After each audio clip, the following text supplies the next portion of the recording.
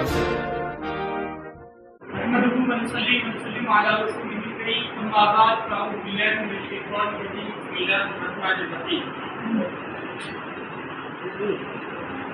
مہمانان خصوصی، ادارے حاضر کے معزز معلمین اور ادارے حاضر کے صدر مدرس صاحب اور مکتب علم کے تمام چمکتے دمکتے ستاروں، السلام علیکم ورحمۃ اللہ وبرکاتہ۔ آج یوم آزادی کا دن ہے، جسے ہم جشن آزادی کے نام سے یاد کرتے ہیں۔ آپ کو معلوم ہے کہ یہ اس وقت پاکستان کا 79 یعنی 79ویں جو ہے وہ ہمارا یوم آزادی ہے۔ 79 سال ہمارے پاکستان کو بنے ہوئے ہونے جا رہے ہیں،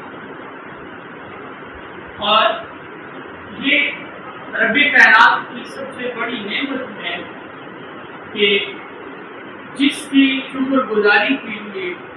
ہمیں اس رب کے سامنے اپنی جمیل نیاز چکانی چاہیے اور رب الجل کا شکر ادا کرنا چاہیے کہ جس نے ہمیں یہ پاک اور آزاد فضا میں جینے کے لیے ایک آزاد سرزمین عطا فرمائی۔ یہ سرزمین ہمارے آباء و اجداد کی قربانیوں کا نتیجہ ہے، اور ان شہداء کی قربانیوں کا نتیجہ ہے جنہوں نے پاکستان بننے کی تحریک سے لے کر 1947 تک اپنی جان کے نذرانے پیش کیے، اور یہاں تک کہ پاکستان بننے کے بعد بھی جب مسلمان ہندوستان سے پاکستان کی طرف ہجرت کر رہے تھے، اس وقت بھی لاکھوں بہنوں، ماؤں، بیٹیوں اور بزرگوں نے قربانیاں دی، اور اس کی بنا پر جن کی قربانیوں کے نتیجے میں یہ ملک وجود میں آیا۔ آج ہم اتنے بے قدر ہیں آزادی کے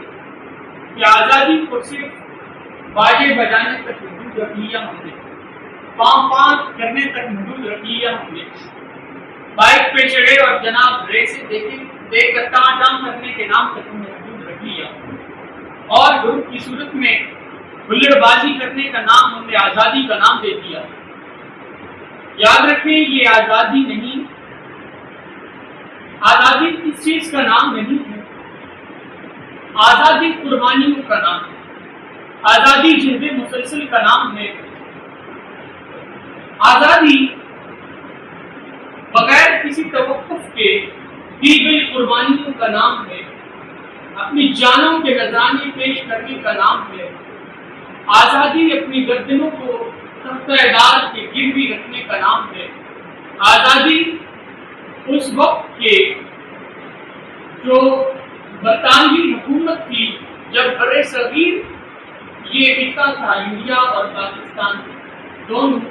بر صغیر کہلاتے تھے، اس وقت برطانوی سامراج سے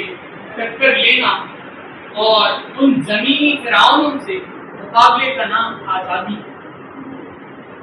یہ آزادی ہمیں اتنی آسانی سے نہیں ملی کہ آج ہم جس فضا میں آزاد گھومتے ہیں، آزاد سانس لیتے ہیں، آزاد عبادت کرتے ہیں، آزاد سفر کرتے ہیں، یہ پاکستان بننے سے ہی یہ ساری نعمتیں ہمیں ملی، لیکن ہم اتنے بے قدر ہیں کہ آج ہم اس آزادی کو صرف باجے کے نام پر سارا دن برباد کر دیتے ہیں، یوم آزادی کو اتنے بےہودہ انداز سے جشن آزادی کو مناتے ہیں کہ غیر بھی ہمارا مذاق اڑاتے ہیں کہ کس قوم کو یہ آزادی ملی ہے کہ جو پاؤں اور ٹان کر کے اور اپنے موٹرسائیکلوں کے وہ سائلنسر کھول کے آوازیں نکالنے کے نام کو آزادی کہتے ہیں۔ یاد رکھیے کہ آزادی نہیں ہے، بلکہ یہ تو بدتمیزی ہے، یہ تو بدتمیزی ہے ایک طرح سے، اور ناشکری ہے جس رب نے نعمت دی ہمیں، بجائے اس کے کہ ہم اللہ کی بارگاہ میں اپنی جبین نیاز جھکاتے، اللہ کا شکر ادا کرتے اور اللہ تعالیٰ کی بارگاہ میں نوافل ادا کر کے اس آزادی کے لیے اور مزید اپنے ملک کے مستحکم ہونے کے لیے دعا کرتے۔ لیکن بدقسمتی یہ ہے کہ ہم آج آزادی کی اہمیت کو نہیں سمجھ سکتے۔ آپ جانتے ہیں کہ اس آزادی کو حاصل کرنے کے لیے جس شخصیت نے خواب دیکھا سے مفکر پاکستان، مدبر پاکستان ڈاکٹر علامہ محمد اقبال ہوتے ہیں۔ آپ نے اپنے مشہور خطبہ اعلی آباد میں 1930 میں مسلمانوں کی اکثریت کے لیے ایک خواب اور ایک تصور پیش کیا کہ وہ علاقے جہاں پر مسلمانوں کی آبادی زیادہ ہے ان علاقوں کو ایک الگ ریاست بنایا جائے۔ آپ اس دنیا میں نہ رہیں۔ علامہ اقبال نے اپنی شاعری کے ذریعے ہمارے نوجوانوں کی غیرت و حمیت کو جگایا، ان کی روحوں کو خودی کی لو سے جگا دیا، اور اس وقت کے بڑے صغیر کے چپے چپے میں ہمارا ہر نوجوان پاکستان کا ہم نوا ہو گیا اور قائد اعظم رحمۃ اللہ علیہ کا ہم نوا اور رفیق بن۔ وہ خواب جو علامہ اقبال نے دیکھا اس کی تعبیر پوری کرنے کے لیے جس شخصیت نے کاوشیں کی اس شخصیت کا نام قائد اعظم رحمۃ اللہ علیہ۔ قائد اعظم رحمۃ اللہ علیہ وہ ہستی ہے جن کو دنیا کی ذہین و فطین قوموں میں سے ایک ذہین و فطین شخصیت مانا جاتا ہے۔ اس آزادی کے حاصل کرنے کا مقصد اور پاکستان کے حاصل کرنے کا مقصد کیا ہے؟ آپ کو اس کا مقصد ایک واقعے سے واضح کرتا ہوں۔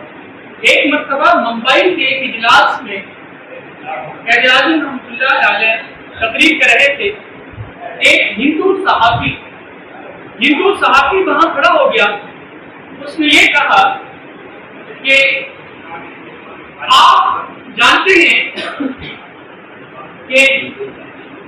ہزاروں سال سے بڑے صغیر کے اس خطے پر ہندو، مسلمان، عیسائی اور مختلف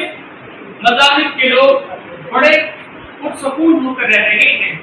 بغیر کسی خلفشار اور لڑائی کے رہ رہے ہیں، اور ہزاروں سالوں سے یہ لوگ یہاں رہ رہے ہیں۔ لیکن عرب سے اسلام کی روشنی یہاں پر آئی تو یہیں کے رہنے والے کچھ باشندوں نے اسلام کی روشنی کو قبول کر لیا اور کچھ اپنے مذہب پر قائم رہے۔ اس سے یہ ظاہر ہوتا ہے کہ ہم سب کے آباء و اجداد کسی سرزمین کے ہیں، کسی مٹی کے ہیں، ہم یہیں کے رہنے والے ہیں، ہمیں کسی نئی تقسیم کی ضرورت نہیں ہے۔ قائد اعظم رحمۃ اللہ علیہ نے جب ہندو صحافی کی یہ بات سنی نا تو آپ نے پتہ نہیں کیا فرمایا، تھوڑی دیر آپ ٹھہرے اور آپ نے فرمایا کہ پانی لایا جائے، مجھے ذرا پیاس ہے۔ جب پانی لے آیا گیا تو آپ نے پانی کا آدھا گلاس پیا اور اس کا کچھ حصہ باقی بچا دیا اور بلایا اس ہندو صحافی کو کہ لالا جی یہ ذرا پانی کو آپ پی لیجیے۔ ہندو کہنے لگا کیسی بات کر رہے ہیں آپ، یہ کیسے ممکن ہو سکتا ہے کہ آپ مسلمان اور میں ہندو ہوں اور آپ کا جھوٹا میں بھی ہوں، یہ تو ہو ہی نہیں سکتا۔ اتنی دیر میں اسی محفل میں، اسی مجلس میں، اسی جلسہ گاہ میں ایک ترکی النسل مسلمان بیٹھا تھا جس نے فوراً قائد اعظم رحمۃ اللہ علیہ عرض کیا کہ مجھے دے پانی، میں پیتا ہوں، اور آپ کا بچہ ہوا باقی پانی اس نوجوان نے پی لیا۔ قائد اعظم رحمۃ اللہ علیہ نے کہا کہ آپ نے دیکھا کہ جن کے بارے میں آپ ابھی کہہ رہے تھے کہ ہزاروں سال سے ہم ایک ہی خطہ سرزمین پر رہ رہے ہیں، آپ ان کا جھوٹا پینے کے لیے تیار نہیں ہیں، لیکن یہ ترکی نسل مسلمان جو اس سرزمین کا رہنے والا بھی نہیں ہے، جس کے آباء و اجداد بھی یہاں نہیں ہے بلکہ وہ ترکی سے تعلق رکھتے ہیں، اس نے بلا توقف کچھ سوچے بنا یہ پانی کا گلاس پی لیا ہے. تو بتائیں ایسا کیا ہے کہ اس نے تو پانی پی لیا لیکن آپ نے انکار کر دیا؟ جی میں ہندو ہوں، آپ مسلمان ہیں، اس لیے میں نے انکار کیا. تو جو ترکی اور نسل مسلمان نے پانی پیا وہ مسلمان ہے. تو آپ نے فرمایا کہ آپ کو اس سے اس نظریے کو واضح طور پر سمجھ لینا چاہیے کہ ہم آپ کے ساتھ تو نہیں رہ سکتے کرتے، لیکن ہم آپس میں ایک ہو کر رہ سکتے ہیں، کیونکہ ہمارا مذہب ہے، ہمارا دین ہے، ہمارا رسول ہے، ہماری بنیادیں ہیں، ہمارے ارکان اسلام ہے. اس لیے ہم اکٹھے ہو کر رہ سکتے ہیں، لیکن آپ کے ساتھ ہم متحد ہو کر نہیں رہ سکتے، کیونکہ جن لوگوں کا جھوٹا پینے کے لیے آپ تیار نہیں ہیں، کیا آپ ان لوگوں کے حقوق دینے کے لیے تیار ہوں گے؟ کبھی اس سے یہ بات سمجھ آتی ہے، یہ سرزمین حاصل کرنے کی وجوہات ہی ہے. یاد رکھیں نوجوانوں، اس سرزمین کا ذرہ ذرہ اس کے ہم مقروض ہیں. کیوں؟ ہمیں آزاد فضا مل رہی ہے جینے، ہر کام ہم آزادی سے آج کر سکتے. پوچھئے ان لوگوں سے جن کی آزادی سلب کی جاتی ہے، جو گھر سے نکلتے ہیں اور خطرہ ہوتا ہے کہ شام تک سلامت واپس لوٹیں گے. پوچھئے آزادی کی نعمت فلسطین سے جن کا بچہ بچہ اس وقت ظلم کی چکی میں پس رہا. پوچھئے آزادی کی نعمت محبوبہ کشمیر کی سرزمین سے جس کے نوجوان، جس کے بچے، جس کی عورتیں آج آزاد قدم سانس نہیں لے سکتے. پوچھئے آزادی کی اہمیت برما کے مسلمانوں سے جہاں ان کے ٹکڑے ٹکڑے کر کے ان کے کباب بنائے جاتے. پوچھئے آزادی کی نعمت قبرص کے اس ٹکڑے سے جہاں مسلمانوں کے غلام سلوک کیا جاتا ہے. تو اس ملک کو اللہ تعالیٰ نے ہمیں نعمت کے طور پر عطا کیا ہے، اور اس نعمت کا شکر بجا لانے کا طریقہ یہ ہے کہ ہمیں جو ہمارے آباء و اجداد نے یہ امانت سونپی اس کو احسن طریقے سے سنواریں، اس کو سنبھالیں، اس کو نکھاریں، نہ کہ صرف باجے بجا کر اس ملک کے ماحول کو ہم پراگندہ کریں، بلکہ ہم کچھ ایسا کر جائیں سائنس کی دنیا میں، علم کی دنیا میں، ٹیکنالوجی کی دنیا میں، دفاع کی دنیا میں ہم کچھ ایسا کر جائیں کہ چہار عالم میرے ملک کا نام ہو اور ہمارے ملک کی نیک نامی ہو. اللہ تعالیٰ سے دعا ہو کہ وہ لوگ جنہوں نے اس سرزمین کے حصول کے لیے لاکھوں جانوں کی قربانیاں دی، اللہ تعالیٰ ان کی قربانیاں قبول فرمائے اور یہ سرزمین مقدس تا قیامت سلامت رہے. شکریہ.